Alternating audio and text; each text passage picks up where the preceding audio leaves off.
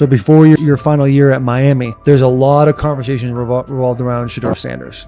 Obviously, I'm assuming you guys have a great relationship. Some of the clips you've seen and stuff like that. What is it like for you to have like this rivalry with Shedeur? I don't have a rivalry with him.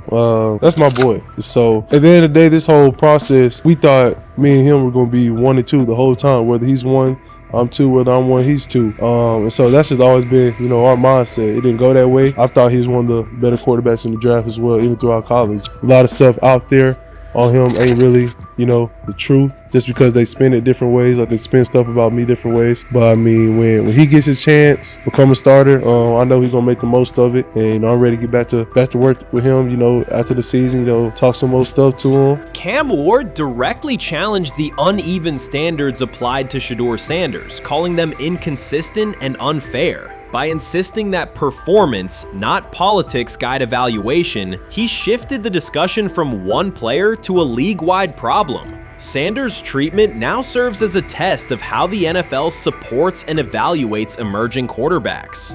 I feel a special relationship, especially me. First getting to know him 5 years ago when I started working with him. But it did surprise me because he's a good quarterback. He doesn't get a lot of credit that he deserves.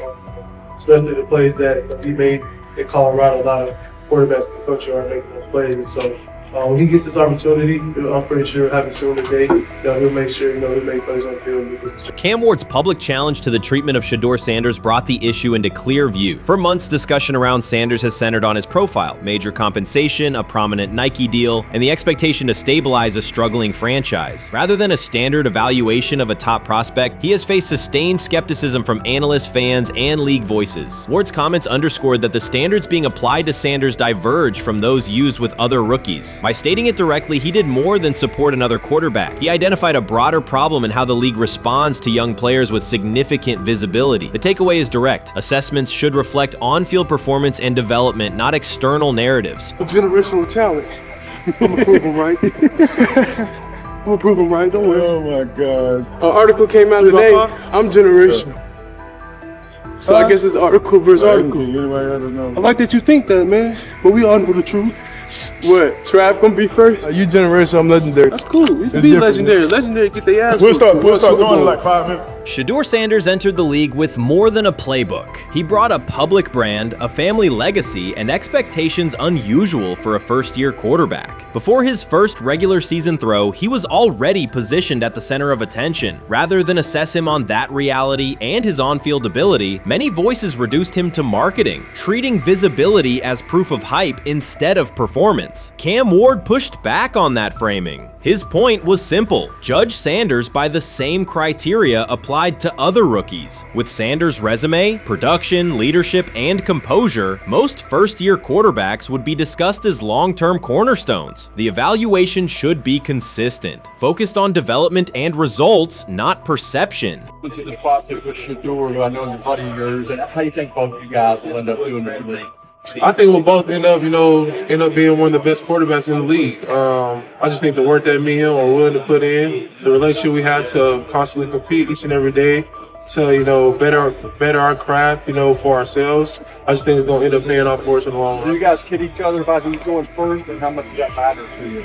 Yeah, we play around, we joke around with it. Really don't mean nothing. The draft pick will never mean anything. At the end of the day, you got to show whether you can prove each and every Sunday. You can't just do it 1 year. Disrespect shows up in two patterns. First, Shedeur Sanders is repeatedly framed through his father, Deion Sanders, as if lineage erases his own work. Discussion drifts to pedigree instead of what the film shows. Second, his visibility is treated with suspicion. His audience reach, partnerships, and ability to lift ratings are labeled hype rather than recognized as value. Instead of acknowledging that he drives demand and expands the stage for his team, critics call it an unfair edge. The result is a skewed evaluation. Star power is held against him while on-field production gets pushed aside. The standard should be consistent. Assess the tape and the development, not the last name or the attention it brings. Well, Ward, where microfact. Cam Ward's remarks went beyond defending Shedeur Sanders. They confronted how the league manages star power. The reality is simple. The NFL markets visibility, but resists it when a player doesn't follow the expected script. Rookies are supposed to be quiet, deferential, and grateful for limited leverage. Sanders arrived with leverage, brand reach, major endorsements, and confidence. And that presence was recast as entitlement. Instead of treating those factors as earned advantages, much of the commentary used them to diminish him. Ward called out that contradiction. The same influence the league sells to audiences is criticized when a young player exercises it. His point is a standards problem, not a personality dispute. Evaluate Sanders on his preparation, leadership, and results. Don't penalize him for having a platform or for using the leverage that the modern NFL itself helps create. Now it sounds like the Cleveland Browns are going to all but imprison Shedeur Sanders in the football sense of a very talented rookie quarterback who obviously needs reps, who needs an opportunity, and who now, barring some miraculous luck, will not get the opportunity to play in a single real game. I'm sure many around the NFL are celebrating as we speak. They are chuckling about this. Many in the NFL wanted to teach Shedeur and his daddy. Cleveland became the center of the conversation. With Shedeur Sanders attached to a major Nike partnership, the expectation was straightforward. He should be given real game reps. The Browns instead leaned on Joe Flacco as the default choice, treating stability as the safer path while sidelining a quarterback with clear cultural and commercial pull. Each week Sanders didn't see the field, scrutiny grew. Commentary questioned the value of his contract environment and relevance, and fan debate shifted from development to doubt. That wasn't measured evaluation. It was a delay framed as prudence that eroded confidence in the process. Cam Ward reset the terms of the debate. He pointed to an uneven standard. When veterans or other young players secure significant endorsements, it's considered smart business. When Sanders does it at scale, it's recast as ego or hype. Even the scope of his off-field agreements became ammunition against him rather than evidence of market demand. Ward's position is simple. Use one standard. Assess Sanders on preparation, decision-making, and progression, not on discomfort with his platform. Treat visibility as an asset, not a disqualifier. The issue isn't attitude or branding, it's the consistency of the evaluation. Ward called it directly. The treatment has been unequal, and it should be corrected by aligning opportunity with performance criteria. Fans need to recognize there's not a team in the league he'd start for. Not one. That's not ridiculous, that's not unfair, that's not a vast conspiracy. Shedeur Sanders fans are Angel Reese fans. They're just fair weather fans who don't really give a fuck about the sport. Most of them are just Dion fucking groupies that followed him when he went to fucking Colorado, just like Angel Reese's fans had never watched basketball prior to her playing at LSU, and they followed her to the WNBA and don't know shit about the sport.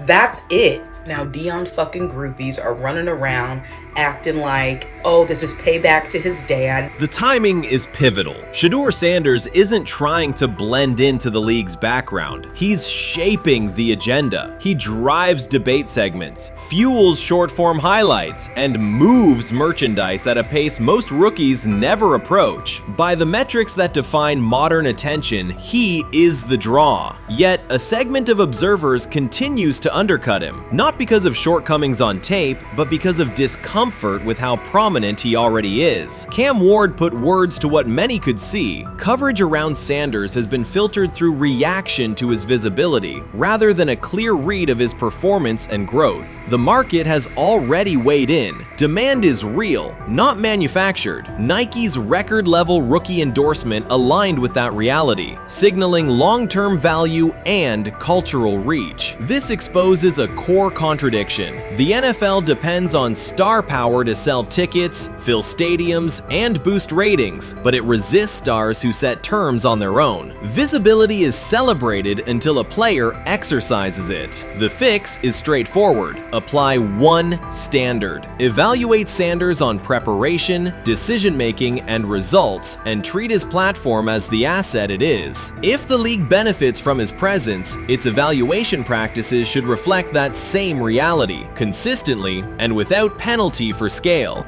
Shedeur Sanders does not depend on league promotion. He established his platform before the NFL and continues to expand it on his own terms. That autonomy challenges the status quo. Cam Ward's support was more than a defense of a teammate. It was a warning that if the league holds to outdated expectations, it risks falling behind the very players who drive audience attention and revenue. Claims that Sanders lacks real popularity ignore measurable facts. A large, active following, consistent merchandise demand, and sustained coverage across major outlets. How you feeling? I'm getting there. You see what I got on, right? That's why I was asking how you help for it. Yeah, I'm getting there. See? Prime, what they had to? I had blood clots, Okay. and they amputated, you know. But I work with it. Man. Yeah, I'm amputated. So I get that worked on a couple times a day. Keep the blood circulating, blood flowing, but it's a new normal. And the best thing about here, we have a whole medical team on the second floor. Right. We have a whole medical floor, which is great. Deion Sanders is shaken, this time not by a hit on the field. In a sudden turn, Ryan Clark has uncovered a serious plot affecting Shedeur Sanders' NFL draft status, and the disclosure is reverberating across the sports community. What once looked like a simple scheduling delay may actually be a calculated effort to undermine Deion's son. The facts suggest intentional sabotage, a breach of trust, and repercussions that could be far-reaching. This is no routine football headline. It is personal, and Coach Prime did not see it coming. The sports world loves to celebrate underdogs, yet it often takes even greater pleasure in tearing down rising stars. Deion Sanders is witnessing that cycle now, not from the sidelines as Coach Prime, but as a father. The lights in Boulder remain bright, the cameras keep rolling, and Sanders still wears his gold watches, sunglasses, and natural swagger. Still, behind that familiar smile is a man carrying deep pain as criticism aimed at his son mounts daily. How much of that is opening press conference saying, okay, we are family, saying that he was sent to do certain things? Do you feel like people got attached to that, or it just was the fact that prime time is at Jackson State? It's prime time. If my son plays cornerback, I want him to be around, in my opinion, the best cornerback ever to touch the field. That's right.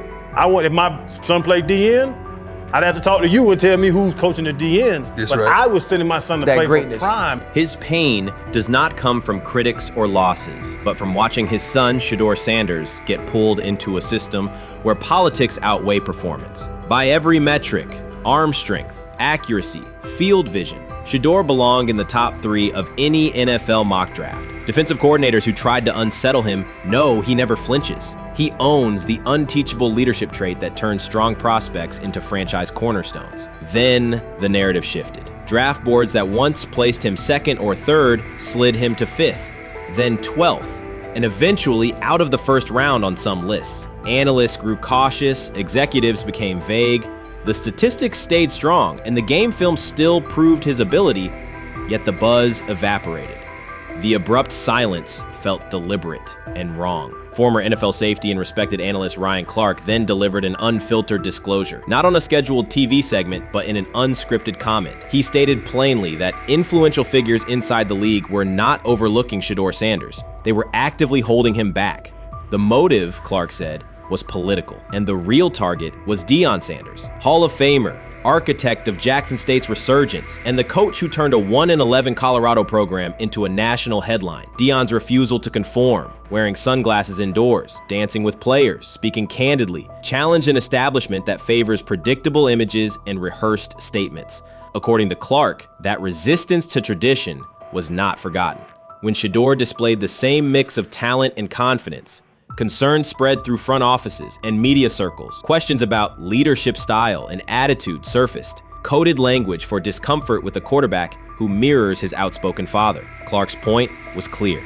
The issue is not Shedeur's performance. If he had posted identical numbers at Ohio State or Alabama, endorsements and media specials would follow. Instead, interest cooled, because the Sanders family embodies a self-made identity the league cannot easily manage. Their visible pride and independent brand challenge a system that prizes control. And that threat, not football ability, is what Clark believes is suppressing Shedeur's draft stock.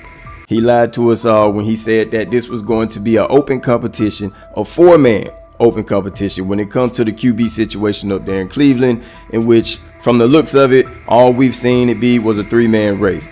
The only people that has been getting reps in with the first team or with the veterans are Joe Flacco, Kenny Pickett, and Dylan Gabriel.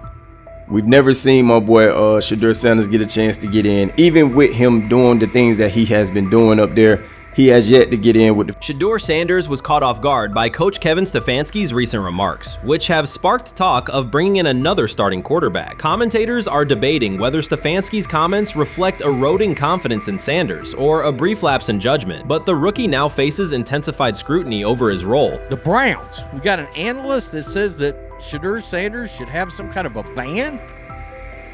Banishment of some kind? Come again? Say what? For what? And we've got, this would be more troubling. If I'm a Browns fan, and this is where we're going to start, potential dissension in the ranks of the front office and the coach. And over what? Quarterback. When a program's headline quarterback suddenly becomes the subject of sideline murmurs and quiet searches for replacements, the situation is unmistakable.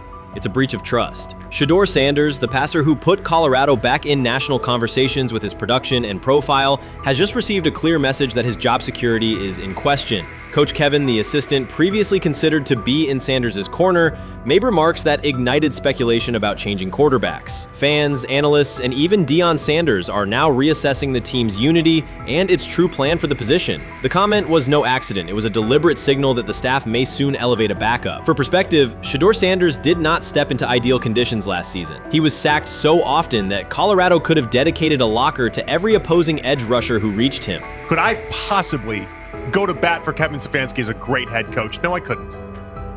Could you go to bat against him, saying he's a horrible head coach? No, I can't. I think that's why we fall in the middle. I think that's why in a lot of these discussions, and that's why a lot of the rankings, you see him right now in that 15 to 20 range, somewhere in that middle pack of NFL head coaches. I've said earlier, Kevin Stefanski has already been given more head coaches than any coach I've ever seen in Cleveland.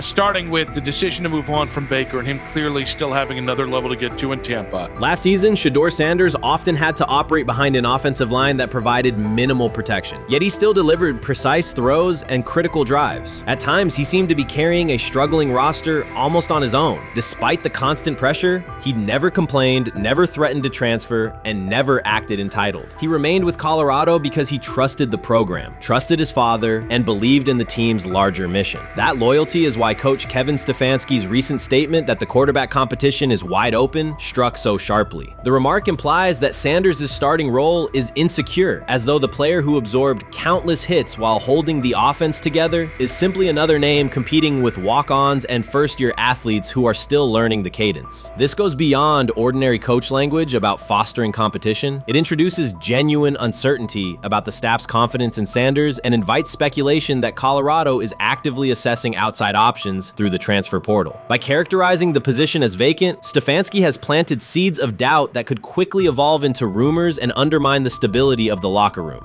I'm sorry, but when it comes to quarterback, I'm gonna defer to my head coach, generally speaking, especially one with Stefanski's track record and how he's viewed across the league. So this is interesting because it tells you Kevin Stefanski's not a Shedeur Sanders guy. And it also tells us who made these picks. Exactly. The Cleveland Browns made a rather awkward decision in the NFL draft, opting to take quarterback Dylan Gabriel in the 3rd round, well before he was expected to fly off the board. Then 2 rounds later, the Browns took fellow quarterback Shedeur Sanders. So what exactly is going on? Discussion has begun about whether Colorado is actively evaluating another quarterback and preparing for life after Shedeur Sanders. Analysts are debating whether Coach Kevin's move is calculated strategy or a misstep that jeopardizes team stability. Sanders remains a top NFL prospect, Deion Sanders' son, and the program's public face. His highlights dominate social media and his jerseys outsell the team's victories. Yet he is once again being asked to reaffirm his position. The issue is more than routine roster management.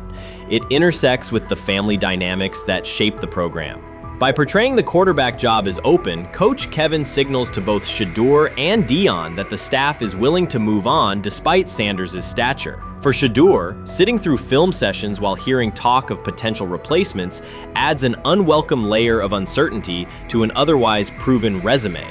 The decision may reflect a desire for a quarterback with a different profile, perhaps someone more mobile and system-oriented, rather than a dismissal of Sanders' accomplishments. So the Shedeur Sanders, I want to talk about this. So here's a prime example. Shedeur Sanders, they had 3-day mini camp for the Cleveland Browns. And now Jimmy Haslam actually has some money. The Bengals owners and the Rooneys are near the bottom of the league in net worth. But what the Browns have is what I would call the Buffalo Bills used to have this years ago, pre-Josh Allen. What are Browns veterans saying about Shedeur Sanders behind closed doors? According to internal discussions, the feedback goes beyond casual praise. Several veterans describe his performance as franchise level. Private locker room conversations compare his command of the offense to established starters. And one senior assistant reportedly called him Sunday ready after a single walkthrough. The consensus is that front office staff and coaches have taken serious notice. Inside the Browns facility, informal conversations circulate among players and coaches. These remarks carry significant weight in personnel evaluations and often influence practice rotations. When veterans speak this strongly, the message typically reaches decision makers quickly, especially during roster planning. In short, the internal perception of Sanders is already affecting how the staff views the current quarterback depth chart. Browns vets kind of weigh in on Shedeur Sanders and how he's been since he arrived in Cleveland, in Pound Town. And I think it's very, very important that we discuss it, because it'd be really easy for these vets to, this wasn't like a on the record interviews. This is just kind of back channels into what the vets are saying, the rumors, but the sources telling us. And we have a couple quotes, but Shedeur Sanders, Cleveland Browns, it seems like it's going well. And it's almost like you don't want to talk about it. At the center of the growing internal buzz is Shedeur Sanders, the rookie who entered Berea with late round expectations but is being discussed privately as a potential long-term starter. This is not a routine camp tale about an extra arm taking practice snaps. Sanders has seasoned teammates, players with playoff mileage, quietly reassessing his ceiling. Observers who overlook these conversations risk missing one of Cleveland's most deliberate personnel moves in years. Sanders is not on the roster because of his surname. The Browns reviewed their quarterback depth, weighed costs, and chose a controlled, development-oriented option they believe can stabilize the position. His presence is already changing practice dynamics. Veterans notice his pocket awareness, adjust routes to his timing, and acknowledge that he processes coverage at an advanced level for a first-year player. Leadership patterns in the huddle feel different. Sanders delivers with precision and composure that challenge defenders to reevaluate their calls. The strategic upside is clear. A 4-year rookie contract offers cap flexibility while other franchises cycle through expensive stopgaps. Coaches and front office staff view Sanders as a calculated investment, not a publicity experiment. Outside chatter still focuses on Joe Flacco's age or Kenny Pickett's development. Inside the facility, however, veterans pause film sessions to dissect Sanders' ball placement and progression speed. Position coaches highlight clips where he works through reads decisively and delivers on time, traits rarely attributed to rookies. Sanders' confidence is measured rather than theatrical. He moves as though the NFL tempo is familiar, and that calm spreads across the roster. Experienced defenders are rechecking the depth chart and asking if the quarterback competition is tighter than publicly acknowledged.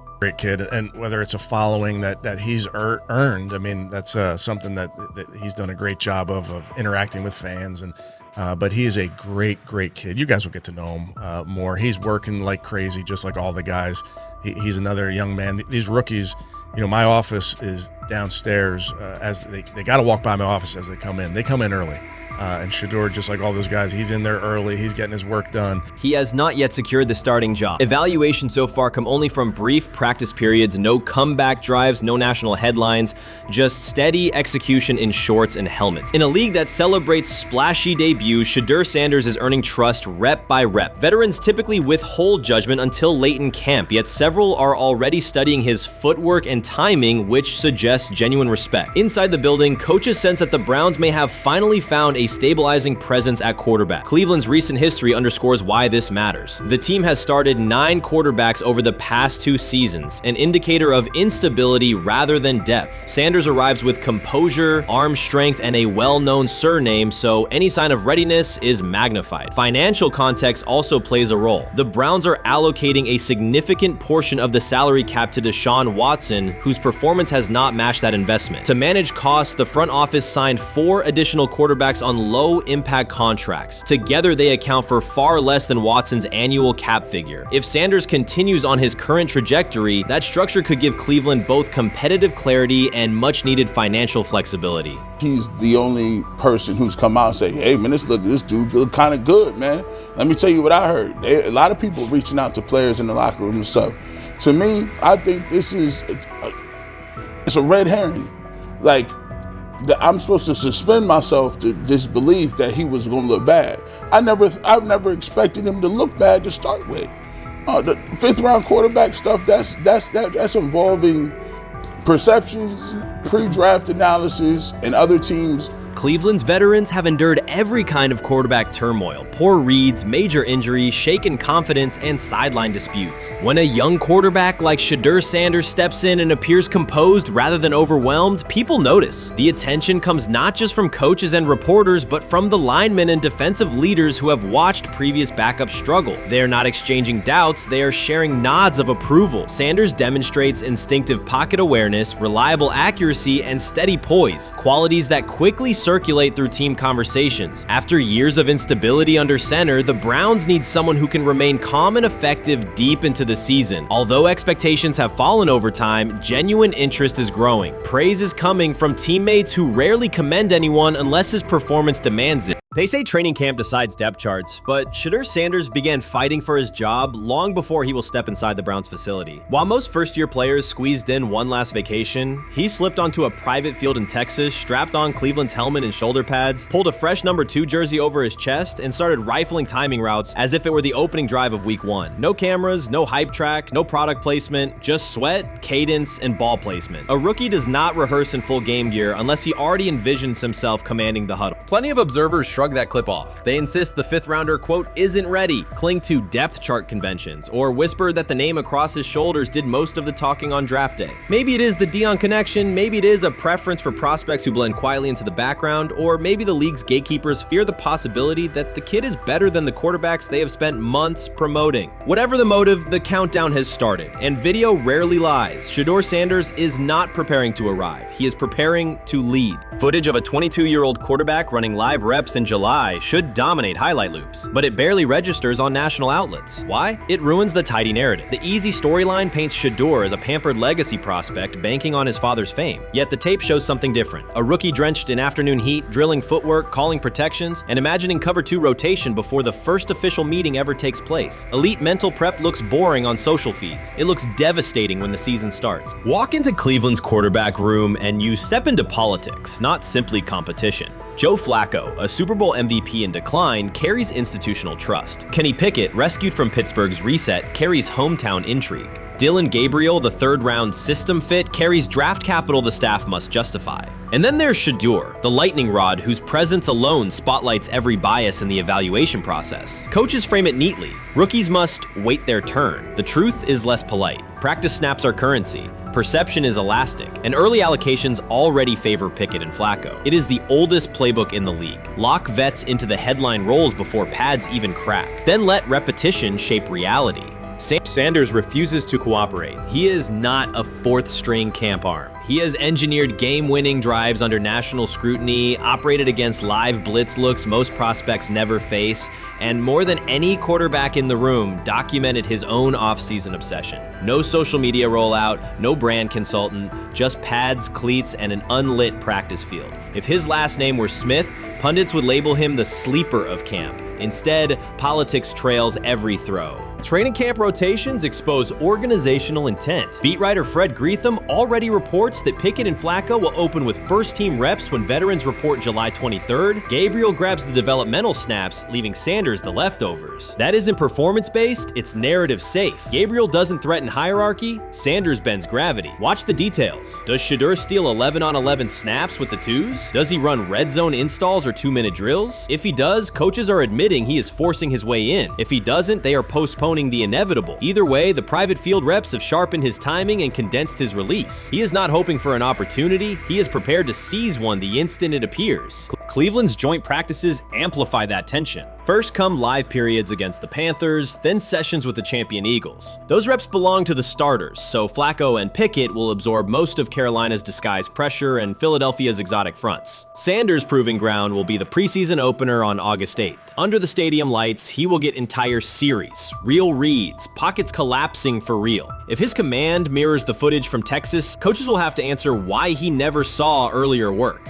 Reps are scarce. 10 padded practices separate veteran arrival from game 1. Even an even split, something that never happens, would hardly suffice. Instead, the staff will funnel snaps toward the comfortable choices. That strategy can bury a rookie, but it can also spark an eruption when limited opportunities turn into highlight drives. One flawless touchdown march in the second half of a preseason game, and the dog pound will chant his name. Then the staff's narrative control evaporates. Criticism of Sanders has never matched the scrutiny applied to his peers. Analysts nitpick a ball pat, a foot angle, a pump fake, Pickett's inconsistency, Flacco's diminishing velocity, Gabriel's college system crutches. Discuss politely, if at all. With Shedeur, the critiques arrive as coded doubts. Does he rely on the family brand? Is he coachable? Can he stay humble? That double standard is as old as the league's resistance to outspoken black quarterbacks.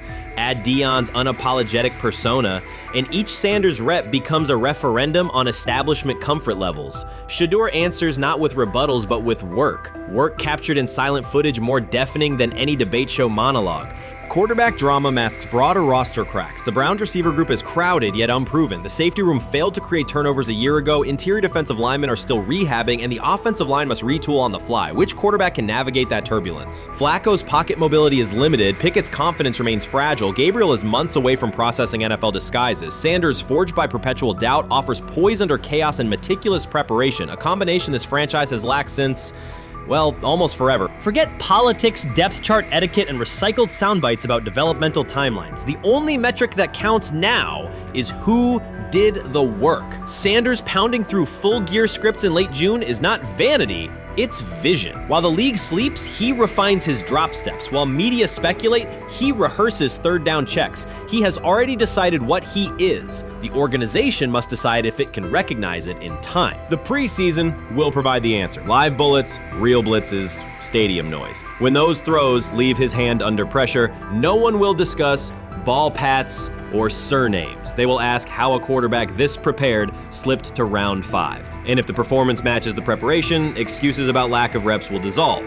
It will be production against perception, and Shedeur Sanders has been producing where no one could see. Ready is the wrong word. He has been ready. Chris Carter's televised assessment of Shedeur Sanders triggered immediate pushback from Cleveland fans, local media, and even several Browns veterans. Carter dismissed Sanders, a 5th-round pick, as unprepared to start and framed the growing interest around him as purely a byproduct of surname recognition. Since that segment aired, practice reports have told a very different story. Observers inside the Browns facility describe a rookie quarterback who is closing the gap on Kenny Pickett and Dillon Gabriel with surprising speed. Sanders first turned heads in rookie minicamp by directing the huddle with a calm that belied his inexperience. Position coaches reported that he rarely repeated mental errors during installation periods, a trait they rank highly when grading young quarterbacks. In organized team activities, he showed consistent timing on intermediate routes, kept turnover numbers low in 7-on-7 periods, and demonstrated early command of Kevin Stefanski's protection calls.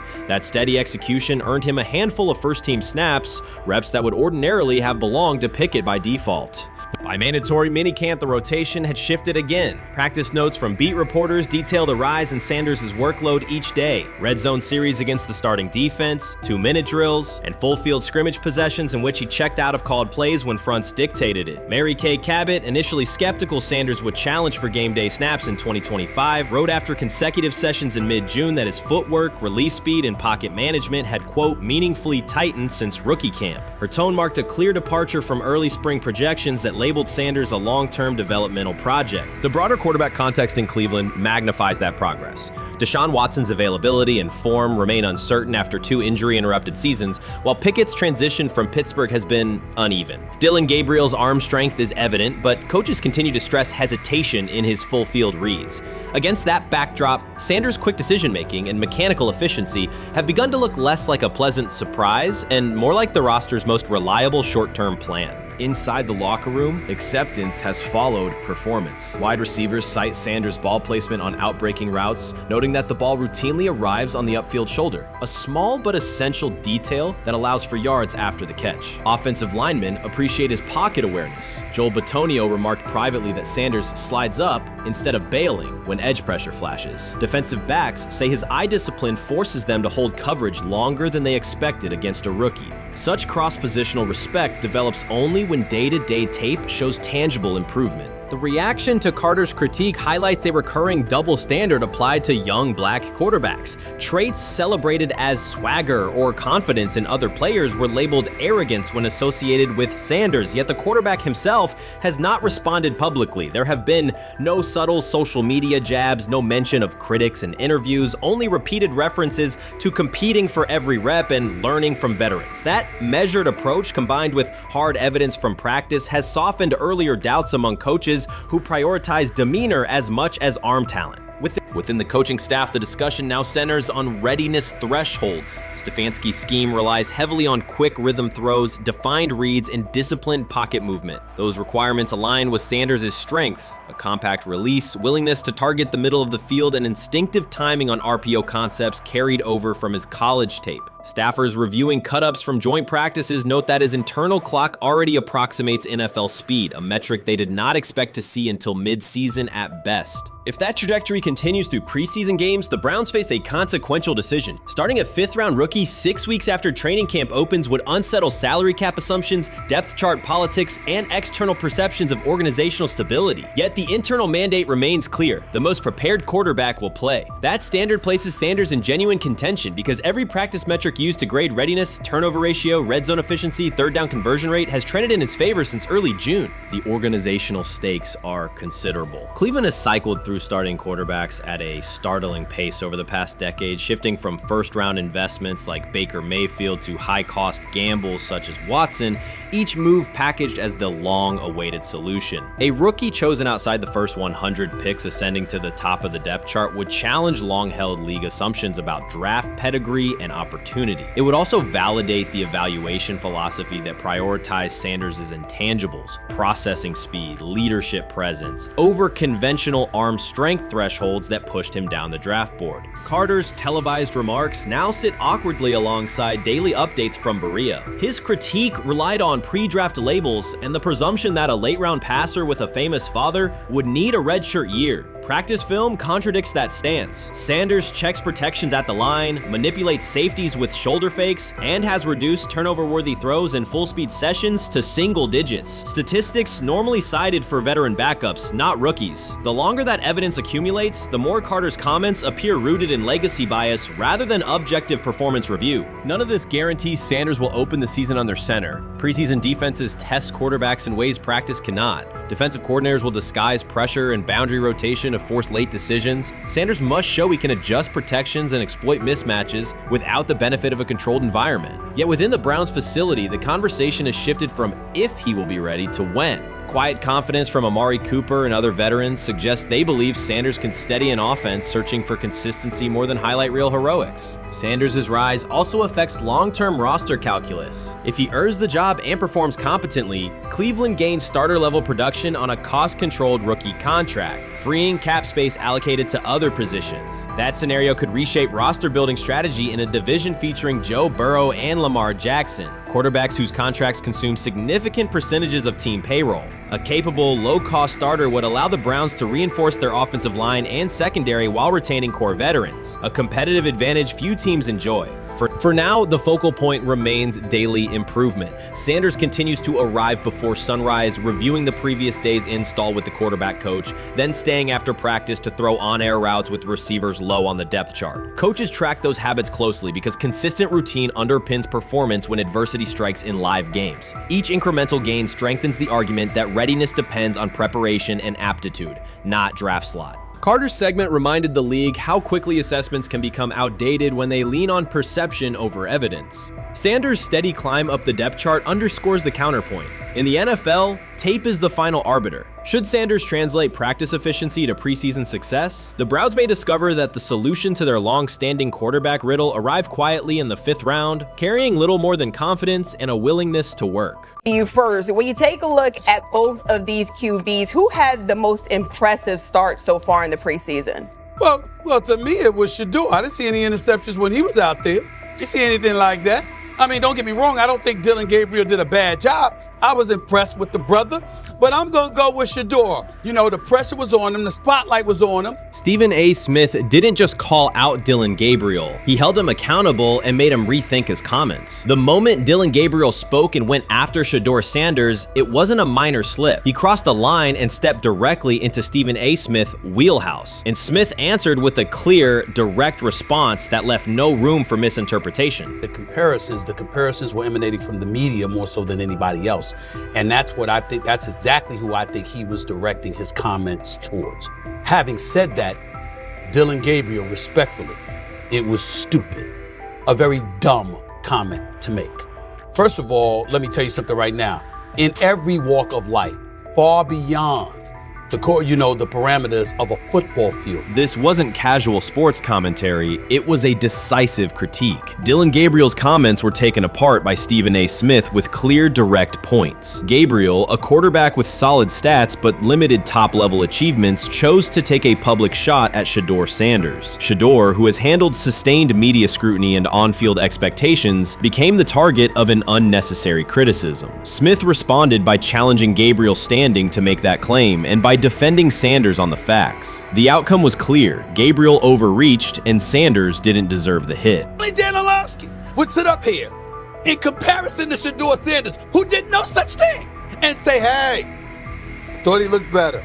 I thought, I mean, I got to give him the edge here. I thought it wasn't bad. A pick six and a fumble, and we can get over fumbles. Have you heard anybody say that? I know it's possible. Have you ever heard anybody say, we can get over? Stephen A. Smith responded immediately. As soon as Dillon Gabriel made his comments about Shedeur Sanders, Smith delivered a clear, point-by-point critique that drew national attention across the NCAA media cycle. Dillon Gabriel has a reputation as a good quarterback, not a dominant one. He can post strong numbers against opponents like Tulsa, but his performance has been inconsistent when the stakes in competition rise to playoff level. Well, those who produce get treated differently than those who don't. What he said echoes the mentality of all of America practically, and most certainly the world, as we see things being globalized more and more every day. It was a stupid, idiotic, immature comment, because clearly you were feeling the heat because a lot of people was talking about how Shedeur should be QB. Dillon Gabriel is a capable quarterback, but not a standout. Even so, he chose to talk down to Shedeur Sanders, a quarterback who has navigated constant scrutiny and pressure and still represents the future of a program that was struggling before he arrived. The comparison was weak. The criticism was unnecessary. Stephen A. Smith recognized that and dismantled Gabriel's argument with a clear, direct response. How the Browns react to this, how the locker room reacts to this, how Shedeur reacts to this, because it was a clear shot at Shedeur. But let's say Dillon Gabriel's talking about the media. How could you be a brand new quarterback in the NFL and the first time you get behind a mic after your first game, you throw the media under the bus? That's out of arrogance. Stephen A. Smith excels in moments like this. When Dylan Gabriel made his remarks about Shedeur Sanders, Smith responded with a focused, direct critique. He questioned Gabriel's standing to make that claim, noting that Gabriel has transferred between programs and has not been a Heisman finalist. Without theatrics, Smith laid out why Gabriel's resume doesn't justify taking public shots at Sanders. Smith's point was clear. Targeting Shedeur Sanders, a quarterback central to his program's future and consistently under intense scrutiny, was misplaced. Gabriel's criticism lacked the substance to support it, and Smith methodically showed why. Today on his 42nd. I want you to be meaner. Birthday. That's number one. Number two, after the game, the Browns head coach Kevin Stefanski said there was a mix-up in the routes and that players were in the area that they shouldn't have been. Look at Stephen A's face. Look at Stephen A's face. Look at his face. Stephen A. Oh my Lord. The strength of Stephen A. Smith's response was that he didn't just address Gabriel's remarks. He challenged the image around him. Dylan Gabriel often presents himself as an overlooked contender ready to surprise. But the reality is that his profile hasn't commanded broad attention. It's a clear reminder that not every opinion carries equal weight. In defending Shedeur Sanders, Stephen A. was direct and precise. Shedeur isn't just a quarterback. He is Deion Sanders' son, which subjects him to scrutiny far beyond anything Gabriel has faced. Even under that pressure, Shedeur has maintained his composure, shown confidence, and delivered in key moments that helped revive a program many had written off. Stupidity, all of it. I thought it was a clear shot at Shedeur due to the fact that his Oregon coach threw a shot at Coach Prime and Shedeur during their meeting at Colorado last year. But you know what? The cream rises to the top. Let's see what happens this week. I see a lot of the media talking about they think it was about the media and not about Shedeur. And I think that's a chess move. For Dylan Gabriel to take shots at Shedeur Sanders was a miscalculation. Stephen A. Smith made the mismatch clear. Gabriel's attempt to shame Sanders was unnecessary and counterproductive. You don't target Deion Sanders' son when Deion has turned Colorado into primetime television. It underscored that Dylan Gabriel has often played with a chip on his shoulder because the spotlight hasn't followed him. He has been around long enough to compile numbers but not to earn broad respect. That's why going after Shedeur was misguided. Sanders, despite ups and downs, drives headlines. Gabriel's most notable headlines have been his transfers. Stephen A. Smith pressed that point without hesitation, challenging Gabriel's standing and leaving his argument looking like a forced throw that turns into a pick six. You know what? Still needs to thank me a little bit more for that restaurant I treated him and his family to, because it was big time, and stop embarrassing me by going places and trying to use coupons. That's how pathetic he is. The point is that a pick six and a fumble is usually considered a bad day. Stephen A. Smith didn't need to raise his voice to make the point. He presented Dylan Gabriel as a player whose talk outpaces his resume and defended Shedeur Sanders with clear comparisons. That's why he called Gabriel out so directly. The comparison wasn't just unfair, it was forced. Now look at Gabriel's record. The numbers are solid and he can win against average defenses, but the resume lacks defining markers. There's no sustained Heisman contention, no late season surge that reshaped the national picture, and no postseason moment that cements a legacy. The track record reflects steady production, not top-tier impact. That's the gap Smith underscored. Gabriel's criticism of Shedeur Sanders wasn't supported by what he has accomplished, while Sanders continues to carry a program under constant scrutiny. Let's see some of them step up and make some plays out there. Ain't no way. Gabriel ain't no way. He's not built like that. No way. And this one is picked off and going back the other way. Oh my God, why did he stop playing? Now it's a foot race. And that is that. They told me bust out my AP, perfect timing. H-shot, we about to get legendary. Shedeur started next game, baby. Shout out Dylan though, you know what I'm saying? Bro, I love you, my heart. What am I bigger than cheese, bro? You know what I'm saying? But Shedeur got it. Shedeur Sanders is a national brand who draws viewers for both performance and result. Dylan Gabriel's attempt to diminish him read as resentment. And Stephen A. Smith called out the insecurity and lack of awareness directly. Colorado under Deion Sanders is prime time, and Shedeur sits at the center of that spotlight. If Gabriel expected the sports world to agree while he took a shot at Shedeur, he misread the moment. Smith dismantled the argument and questioned the credibility behind it. Gabriel will move on. on. He'll keep playing, give interviews, and have fans, but this exchange will trail his media profile as a reminder of a misstep. It's a clear example of a resume that doesn't justify taking public aim at a quarterback carrying that level of scrutiny and responsibility. For the Cleveland Browns preseason game today is that the way that some white folks watched Shedeur Sanders last week is the way that some black folks were watching Dillon Gabriel today. And it's not Dillon Gabriel for Dillon Gabriel's sake.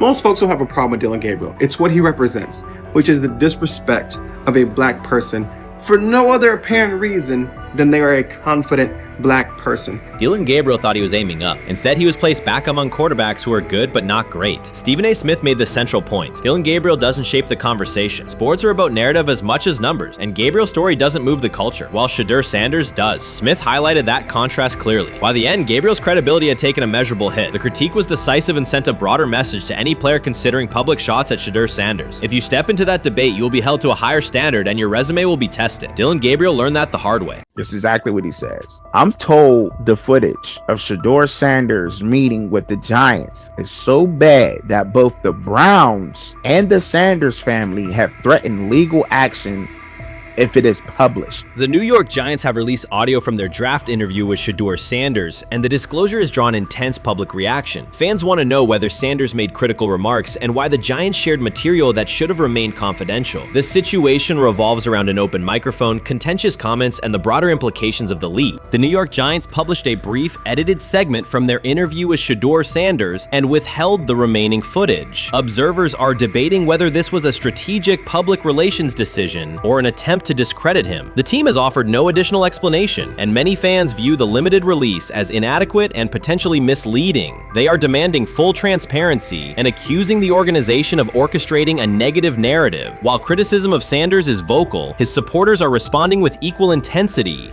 There was another team that he sat down with. What do you mean it didn't go well after that? So, he was pissed that they did that to him. They did that to him. He counter confronted the them. same thing they do to every other quarterback prospect. They did that to him. They slide in a mistake to see if you catch it. Right.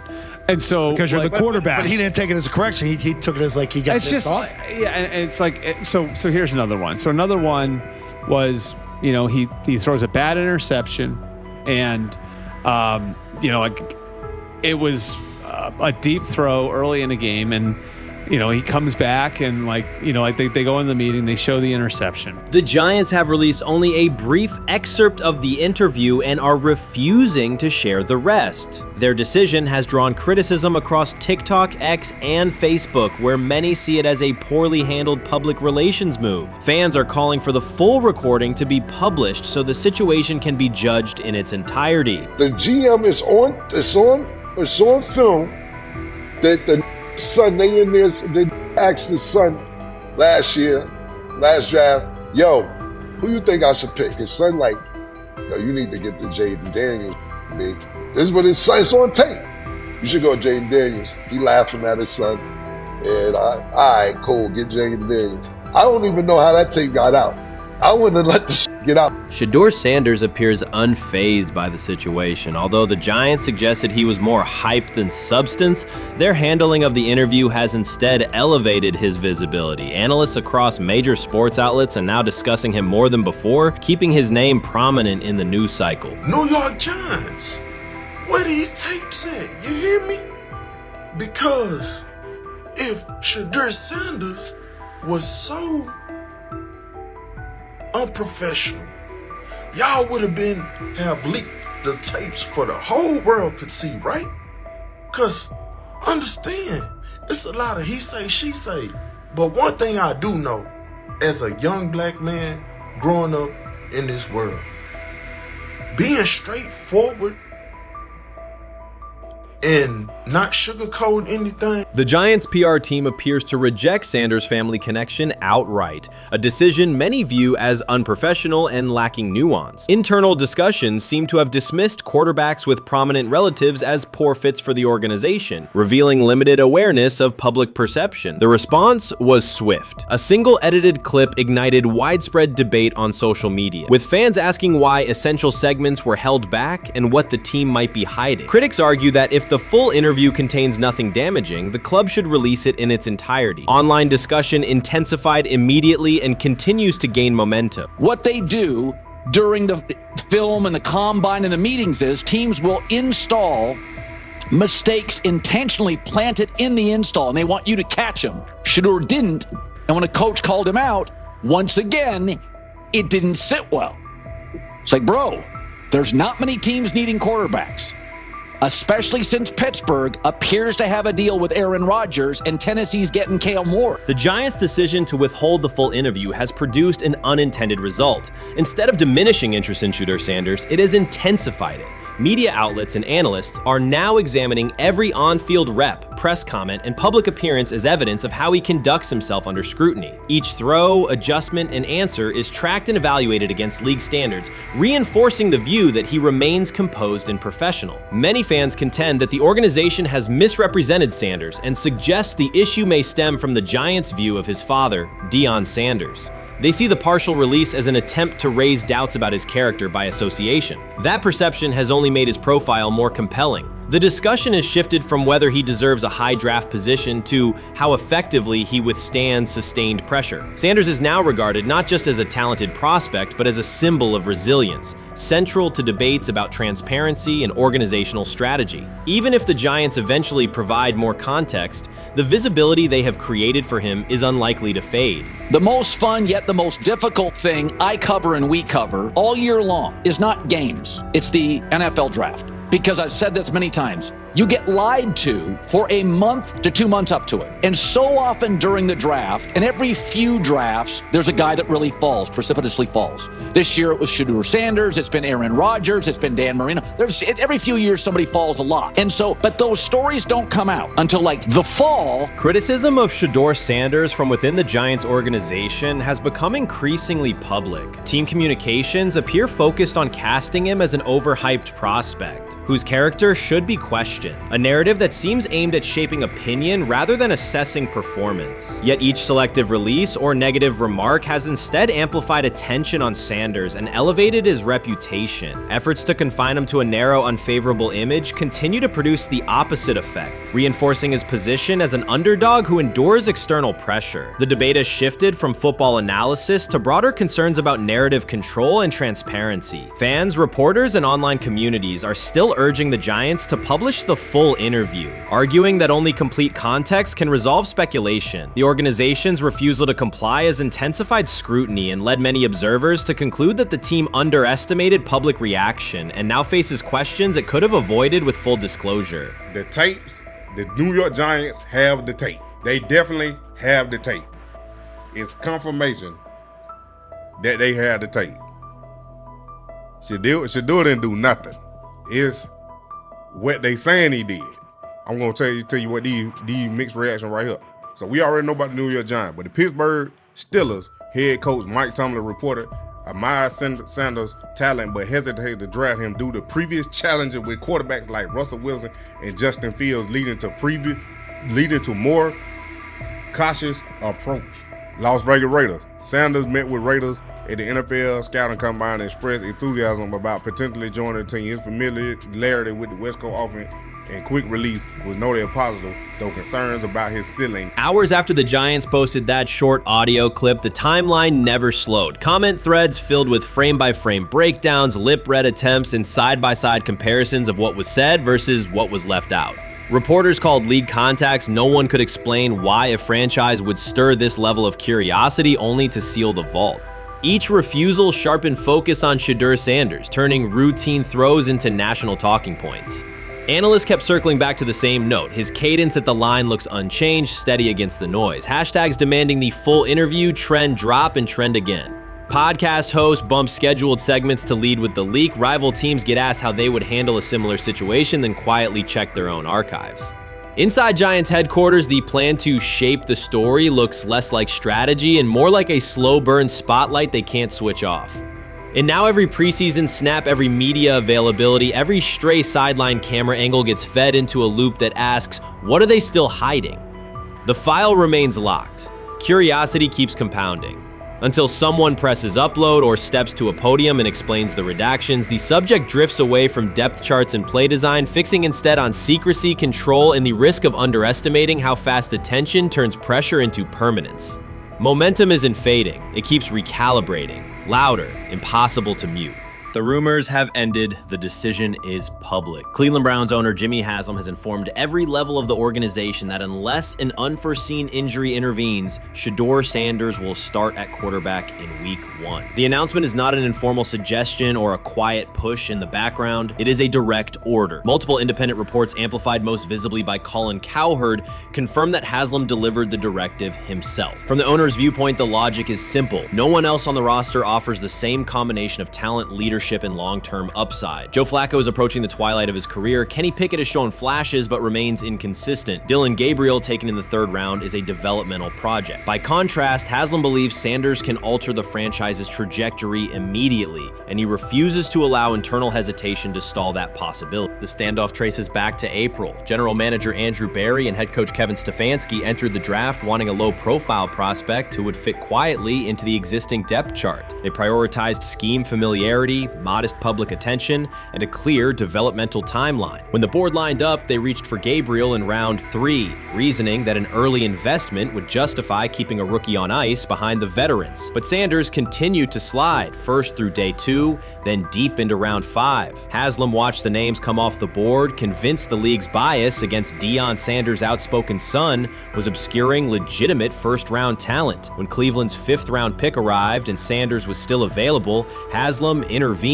He did more than approve the choice, he overrode the original plan, making it clear that the organization would select Sanders and give him every chance to compete. From that moment on, the Browns' internal narrative splintered into 2 camps, those ready to accelerate around their owner's vision and those still trying to protect their original approach. Once rookie minicamp began, Sanders erased much of the speculation. He commanded huddles, processed coverages quickly, and delivered throws with anticipation that belied his draft slot. Teammates noted his willingness to accept blame for missed timing, then correct the error without dramatics. While Flacco and Pickett split most first-team reps, Sanders treated limited opportunities as full-speed auditions. During organized team activities, he identified blitz looks, redirected protections, and consistently found his second read when the primary route was covered. More than one defensive veteran told local reporters that Sanders looks like the best arm in the building. That assessment forced Berry and Stefanski to reevaluate their timetable. They could no longer label Sanders a long-term project without contradicting on-field evidence. Drafting Gabriel 2 rounds earlier had provided the staff an excuse to slow roll Sanders' ascent.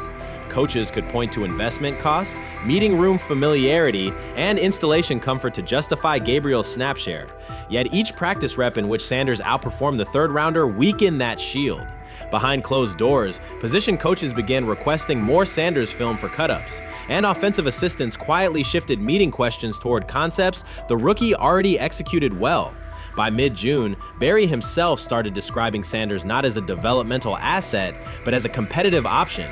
Those subtle linguistic changes signal the front office's recognition that the narrative had moved beyond their control. Haslam's history with quarterbacks is well documented. His pushes for Johnny Manziel, Baker Mayfield, and Deshaun Watson were high-visibility swings, each driven in part by a desire to generate excitement as well as wins. Critics highlight those choices to question his evaluation track record, yet Haslam perceives Sanders differently. Where Manziel carried off-field concerns, Sanders brings a reputation for professionalism. Where Mayfield's leadership style divided veterans, Sanders' approach has united receivers and linemen. Where Watson's trade involved unprecedented controversy, Sanders arrived at minimal draft cost. Haslam sees a rare chance to capture star potential without mortgaging the future, and he is unwilling to cede that upside to cautious pacing. Cleveland supporters, weary of revolving door quarterbacks, have rallied around Sanders with unexpected speed. Sales of customized Sanders number 2 jerseys surged within days of rookie minicamp. Training camp ticket requests spiked once local media circulated videos of Sanders making NFL-caliber anticipation throws during 7-on-7 periods. The mood in Northeast Ohio has changed from tentative hope to active belief. Longtime season ticket holders who once shrugged at preseason storylines now debate Sanders' footwork at neighborhood barbecues. Social media engagement for Browns content has climbed, driven by highlight compilations of the rookie threading seam passes between linebackers and safeties. All of this places Kevin Stefanski in a fragile position. If he opens week 1 with a veteran starter and the offense sputters, criticism will be swift. Each stalled drive drive will be interpreted as evidence that he ignored the owner's edict and the fan base's intuition. Conversely, if he names Sanders the starter solely under pressure, any early struggles could be framed as proof that Sanders was rushed, further exposing Stefanski to blame. The only sustainable solution is conviction. Either stand behind a veteran with clear strategic reasoning or embrace Sanders fully and structure the offense around his strengths. Splitting the difference, rotating series, delaying first-team reps, or using vague competition language will satisfy no one and likely jeopardize locker room clarity. Sanders' personal approach has reinforced Haslam's confidence. Instead of taking post-draft downtime,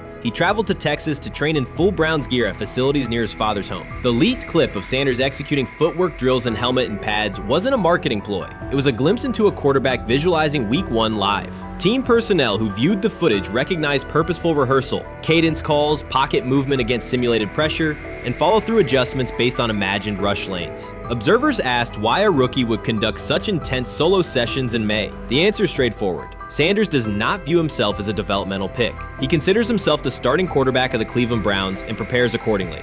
On pure ability, Sanders' arm strength ranks with the league average for starters. His accuracy to the intermediate middle, an area where the Browns' current scheme generates high-leverage completions, has drawn consistent praise from receivers. The primary areas still under review are blitz recognition and live bullets and timing on deep outbreaking routes versus press coverage. Those developmental checkpoints are significant, yet daily practice reps show acceleration. In contrast, Flacco's mobility limits the boot action game that Stefanski installed to help Mayfield early in his tenure. Pickett can extend plays, but struggles to attack tight windows between linebackers and safeties, an essential requirement in Cleveland schematics. Gabriel remains an unknown at NFL speed. Thus, the competitive landscape favors Sanders sooner than the coaching staff originally planned. The franchise now stands at an inflection point. Haslam's mandate, the locker room's growing support, and the fan base's enthusiasm all tilt towards Sanders. The front office's earlier strategy, anchored in patience and quiet development,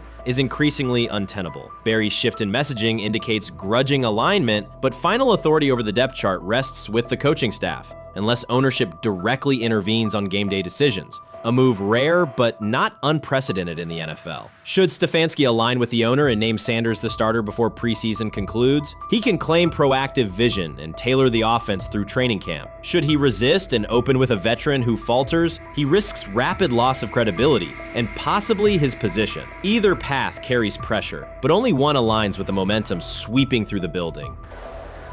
For 2 decades, the Browns have cycled quarterbacks without securing a stable star. Each new hope, whether draft pick or trade acquisition, has collapsed under injuries, inconsistency, or organizational disarray. The possibility that Sanders could finally anchor the position is not merely a football storyline. It is a potential cultural reset for a fan base defined by resilience. Haslam's insistence reflects that awareness. Cleveland needs a leader who can win on Sundays and project confidence every other day of the week. Sanders has shown he can shoulder expectations without retreating from scrutiny. That trait, more than arm talent alone, is why the owner views him as indispensable. Voluntary workouts transition to mandatory minicamp next week. If Sanders receives a substantial share of first-team snaps, observers will interpret it as the staff's acknowledgement that the competition is tilting decisively. A public declaration may not follow immediately, but every rep allocation is a signal. If, however, the staff continues funneling most top unit snaps to Flacco or Pickett, tension will escalate. Local media will question the evaluation process. National analysts will debate the merits of letting a rookie learn through live action versus controlled practice. Inside the facility, players will recognize any disconnect between performance and opportunity, and unity could fray. The Browns have reached a decisive moment. Shedeur Sanders has demonstrated the skill, poise, and work ethic to justify starting in Week 1. Jimmy Haslam has publicly positioned him as the future, and by implication the present of the franchise. Kevin Stefanski and Andrew Barry must either endorse that vision or brace for the consequences of delaying it. For Cleveland fans, the significance is clear. A legitimate chance to exit the cycle of quarterback uncertainty and rally behind a signal caller capable of commanding the field and galvanizing the city. Whether that opportunity is seized promptly or postponed will define the Browns' 2025 season and likely the tenure of the decision makers involved. They have never loathed college football itself. They have resisted the people determined to reshape it. When Deion Sanders, black, direct, unapologetic, walks into a room of power brokers and speaks with authority instead of deference, critics recoil. During his playing days, they complained about celebrations and gold chains. Now that he is a head coach, mentor, and father, they label him something more polite, but just as dismissive, a problem. At Big 12 Media Days, Sanders addressed the accelerating chaos of the name, image, likeness market. He said college football needs a salary cap, not to hobble players, but to impose order on a system that showers unproven freshmen with seven-figure promises while the rest of a roster hunts for scraps. He called the situation unsustainable. Within hours, ESPN commentator Paul Feinbaum branded him a hypocrite, arguing that Sanders profited from NIL at Jackson State and now wants rules only because his most marketable athletes have moved on. The accusation spread quickly because it fit a comfortable storyline. Outspoken black coach gains from change, then protests when the advantage disappears. That framing ignores context. Sanders never criticized players earning money. At Jackson State, he urged corporate sponsors to partner with athletes who had been invisible to major brands for decades. What he wants now is stability, standardized guidelines, basic financial literacy, and roster balance that prevents locker rooms from fracturing over uneven payouts. When other coaches, Nick Saban, Dabo Swinney, Lane Kiffin, voiced similar concerns, they were praised for foresight. When Sanders spoke,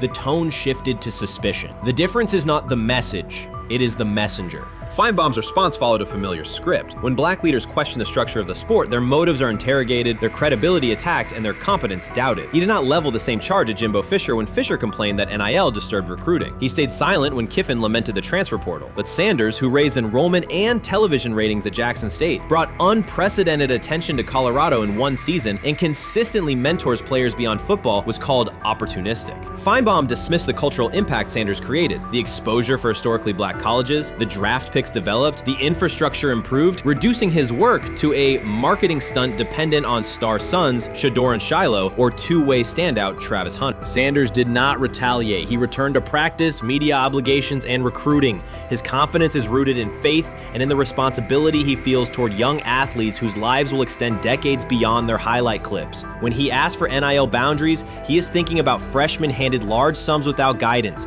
families unprepared for sudden wealth, and programs that abandon kids once production stalls. He has watched that cycle from the inside. He wants protections, not restrictions. Critics predicted Colorado would fade once Shedeur and Hunter leave. Instead, Sanders signed blue-chip quarterback G.J. Lewis and a wave of transfers eager to join a program that values personal growth as much as on-field wins. Recruits see a coach who challenges the status quo, who places black culture at the program's center without apology, and who will remain visible when social media buzz cools. They recognize that Sanders does not chase attention. Attention follows his results. Media outlets reduced the upcoming Buffalo season to a win total prop. 6 victories, give or take. Sanders is playing a longer game. He wants to show young athletes, especially black athletes, that they can lead authentically, speak with conviction, and refuse to shrink for access. Success measured only by the scoreboard misses the point. If Sanders builds men who graduate with financial literacy, self-confidence, and community awareness, he will consider the mission successful, even if Colorado finishes with 5 wins instead of 10.